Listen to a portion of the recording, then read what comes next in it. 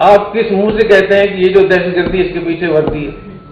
ہم اپنے ہاتھ اپنی جان ہتھیلی پہ رکھ کر آئے ہیں۔ پاکستان میں بہت سارے مذہبی جماعتیں، بہت ساری سیاسی پارٹیاں، بہت سارے انفرادی لوگ وہ سہولت کاری کا ارتکاب کر رہے ہیں۔ یہ بھی ویسے ہی جرم ہے جیسے کہ وہ جرم ہے کہ جو لوگ سہولت کاری کرتے ہیں وہ خوارج سے بھی بدتر ہیں۔ پاکستان میں جو لوگ مسلح یا جو جنگ لڑ رہے ہیں ان کی دو قسمیں ہیں۔ بعض وہ لوگ ہیں جو قومیت کے نام پہ لڑ رہے ہیں، وہ صرف باغی ہیں۔ بعض وہ لوگ ہیں جو تکفیر بھی کرتے ہیں ہماری افواج کی۔ تو ایسے لوگ باغی بھی ہیں اور خوارج بھی ہیں، یہ جہنمی کتے ہیں، اور ان سے جو بھی لڑے گا وہ اس دھرتی پہ بہترین مجاہد ہوگا، اور جو لوگ ان کے ہاتھوں سے مارے جائیں گے فتنۃ الخوارج، وہ بدترین لوگ ہوں گے۔ ہم اپنی افواج کو مجاہد سمجھتے ہیں اور ان کے اس جہاد کو ہم کو سراہتے ہیں، اور ہم اپنے لیے ان اپنی افواج کو بہت بڑی ایک سہارا اور نعمت سمجھتے ہیں۔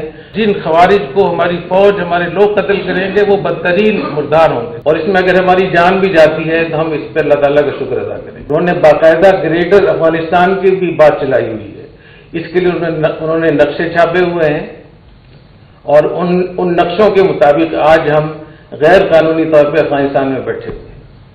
وہ کہتے ہیں اٹک تک ہمارا ہے، اور جنگ کے دوران جو لوگ ایسی بات کرتے ہیں جس سے دشمن کو فائدہ پہنچتا ہے یا دشمن کی جو حملہ آور ہوتے ہیں ان کو فائدہ پہنچتا ہے یا اپنے ملک کی فوج کو نقصان ہوتا ہے، تو پوری دنیا میں ایسے شخص کو غدار کہا جاتا ہے، ایسے شخص کو باغی کہا جاتا ہے کہ دشمن کو فائدہ پہنچا رہا ہے۔ 4-5 چیزیں میں بہت صاف صاف کہنا چاہتا ہوں، کیونکہ یہ ایک جنگ ہے اور جنگ لڑنے کے لیے کلیئرٹی بہت ضروری ہے، اور خاص طور پہ خیبر پختونخوا میں ابھی تک اتنی بڑی بربادی کے باوجود لوگ سمجھ نہیں رہے کہ یہ جنگ ہے۔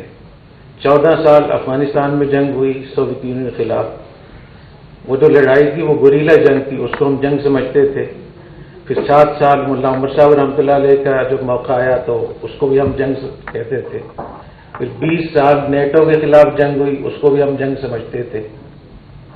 اس سے زیادہ سخت جنگ آج یہاں خیبر پختونخوا اور بلوچستان میں ہو رہی ہے، تو ہم اس کو جنگ سمجھیں اور جنگ کے طور پہ لیں، اور جنگ کے دوران جو لوگ ایسی بات کرتے ہیں جس سے دشمن کو فائدہ پہنچتا ہے یا دشمن کی جو حملہ آور ہوتے ہیں ان کو فائدہ پہنچتا ہے یا اپنے ملک کی فوج کو نقصان ہوتا ہے، تو پوری دنیا میں ایسے شخص کو غدار کہا جاتا ہے، ایسے شخص کو باغی کہا جاتا ہے کہ یہ دشمن کو فائدہ پہنچا رہا ہے۔ ایک تو میں یہ بات کروں گا کہ یہ ایک جنگ ہے، اور جب جنگ ہوتی ہے تو جنگ کے اصول ضابط عام آلات سے الگ ہوتے ہیں۔ نمبر 2، افغانستان کی جو موجودہ حکومت ہے امارت اسلامی افغانستان، اس وقت میں باقاعدہ وہ ہم سے جنگ کر رہی ہے۔ یہ جو ہم کہہ رہے ہیں کہ فتنۃ الخوارج اور فتنۃ الہندوستان، BLA اور TTP، یہ ان کے ہرکارے اور جنگجو ہیں۔ اصل پیچھے اس کے شیخ فتح اللہ صاحب ہیں، اور شیخ فتح اللہ صاحب کے پیچھے اسرائیل ہے اور انڈیا ہے، اور وہ قوتیں ہیں جو پاکستان کو ایٹمی قوت سے معروم کرنا چاہتی ہیں۔ تیسری بات یہ کہ افغانستان میں 2 قسم کے نظریات پائے جاتے ہیں، ایک قومیت پرستی کا جس کو ہمارے نبی کریم صلی اللہ علیہ وسلم نے بدبودار کہا، تو انہوں نے افغانستان کی جو امارت اسلامیہ ہے، جو حکومت ہے، انہوں نے باقاعدہ گریٹر افغانستان کی بھی بات چلائی ہوئی ہے۔ اس کے لیے انہوں نے نقشے چھاپے ہوئے ہیں، اور ان نقشوں کے مطابق آج ہم غیر قانونی طور پہ افغانستان میں بیٹھے ہوئے ہیں۔ وہ کہتے ہیں اٹک تک ہمارا ہے، اور اس کے لیے وہ اپنے اسکولوں میں، کالجوں میں، یونیورسٹیوں میں، مدرسوں میں باقاعدہ اس کے لیے ایک تقریبات کر رہے ہیں گریٹر افغانستان کے حوالے سے، لوئر افغانستان کے حوالے سے، اور یہ ساری ویڈیوز موجود ہیں۔ اور ان کے 4-5 وزراء جو بڑی مین سطح کے لوگ ہیں وہ باقاعدہ کہہ چکے ہیں کہ اٹک تک ہمارا افغانستان ہے۔ تو لوئر افغانستان ہو، گریٹر، اس کو انہوں نے باقاعدہ ایک مہم کے طور پہ چلایا ہوا ہے، اور نوجوان نسل کے ذہن میں وہ پاکستان کے خلاف ایک زہر بھر رہے ہیں۔ تو کیا ہمیں سمجھ میں نہیں آ رہا کہ یہ کیا کچھ ہو رہا ہے؟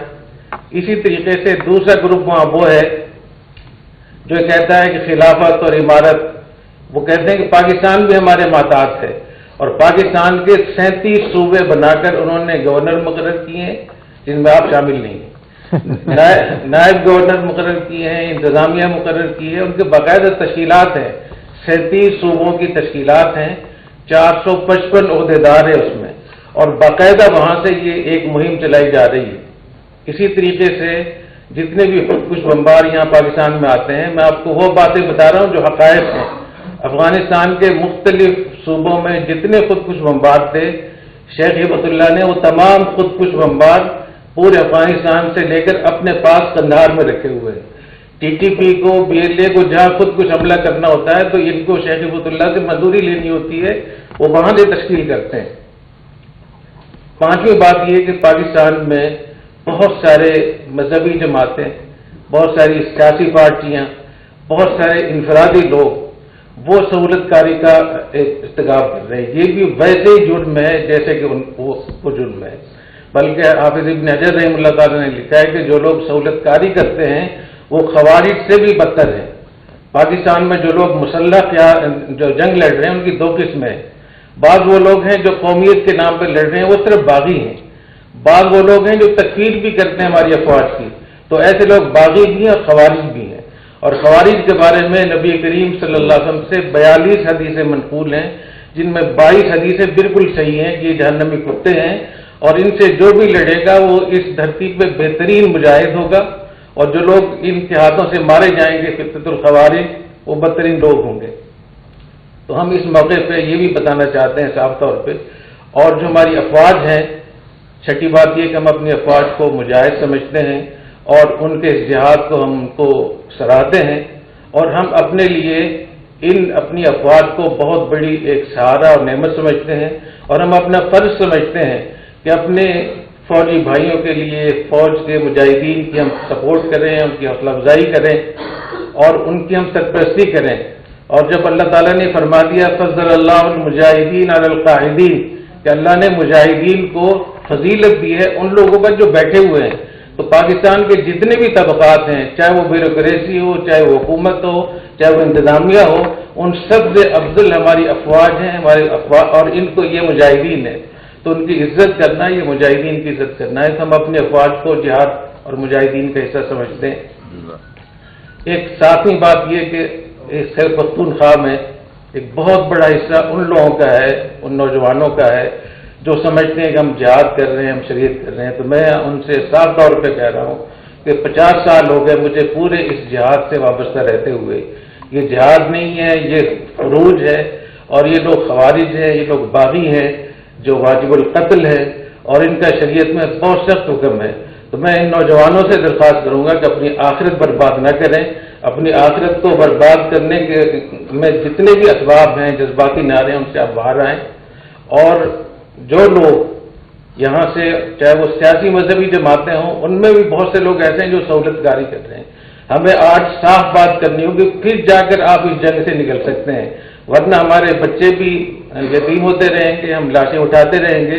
اور میں آپ سے خیبر پختونخوا کے لوگوں سے خاص طور پہ درخواست کروں گا کہ سب سے بڑی مصیبت تو آپ پر آئی ہوئی ہے۔ آپ کس منہ سے کہتے ہیں کہ یہ جو دہشت گردی اس کے پیچھے وردی ہے؟ کیا دنیا میں آپ نے دیکھا ہے کہ خود فوج کے افسر، اس سال 32 فوج کے افسر شہید ہوئے ہیں؟ تو جتنا میں جانتا ہوں دنیا کی فوجوں کو، پاکستان کی فوج کو، یہ کیسے ممکن ہے؟ تو آپ لوگ کس غلط چیز کی طرف پیچھے پڑے ہوئے ہیں کہ جس سے بات کرو کہتے ہیں یہ فوج خود کروا رہی ہے؟ تو فوج کا جو سسٹم ہے وہاں فوج کے افسر کی بڑی حیثیت ہوتی ہے، تو یہ ممکن نہیں ہے۔ اور آخری بات یہ کہ اس کمیٹی کا جو سب سے بڑا کام ہوگا، اس سارے تھریٹس کو برداشت کرتے ہوئے ہم اپنی جان ہتھیلی پہ رکھ کر آئے ہیں، اور ہم اپنی ذمہ داری سمجھتے ہیں، اور اس میں اگر ہماری جان بھی جاتی ہے تو ہم اس پہ اللہ تعالیٰ کا شکر ادا کریں گے، اس لیے کہ نبی کریم صلی اللہ علیہ وسلم نے ارشاد فرمایا کہ خوارج جن لوگوں کو شہید کریں گے وہ بہترین افضل الشہداء ہوں گے، اور جن خوارج کو ہماری فوج، ہمارے لوگ قتل کریں گے وہ بدترین مردار ہوں گے۔ تو اس لیے ہمیں اس کی کوئی پرواہ نہیں ہے، اور اس کلیئرٹی کے بغیر آپ جنگ نہیں جیت سکتے ہیں۔ تو میں نے آپ کو یہ بتا دی کہ افغانستان باقاعدہ اس میں ملوث ہے، اور افغانستان میں بہت سارے لوگ ان کی حکومت میں ایسے ہیں جو پاکستان سے محبت کرتے ہیں، اور ہمیں چاہیے کہ ہم ان لوگوں کو سپورٹ کریں۔ اللہ تعالیٰ ہمیں بہت جزائے خیر عطا فرمائے۔ ہم خیبر پختونخوا کے عوام سے تعزیت بھی کرنے آئے ہیں، اور یہاں کے اداروں اور ریاست کو ہم اپنی خدمات بھی پیش کرنے کے لیے آئے ہیں۔ اللہ تعالیٰ ہمیں توفیق عطا فرمائے۔ بہت شکریہ جزاک۔